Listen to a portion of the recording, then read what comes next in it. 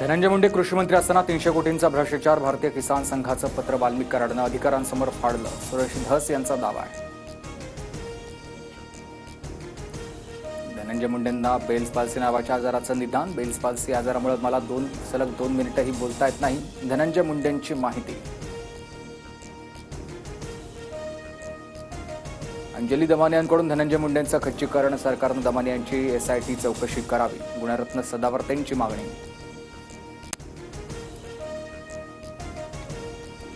नऊशे कोटींच्या प्रकल्पावरून सेना भाजपमध्ये जुंपण्याची शक्यता. सिडकोच्या जालना खरपुडी प्रकल्पाची चौकशी करण्याचे मुख्यमंत्री सचिवालयाकडून आदेश.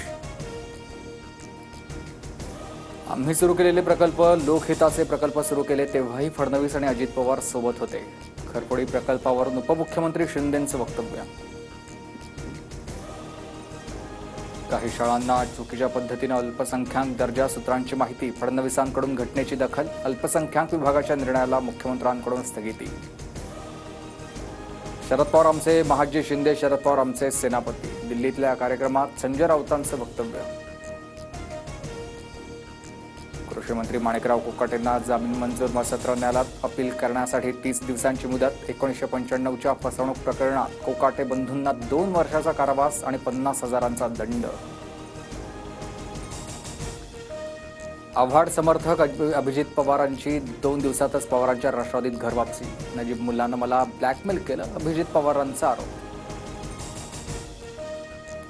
उद्यापासून 10वीच्या परीक्षेला सुरुवात. राज्यात 16 लाख विद्यार्थी 10वीची परीक्षा देणार.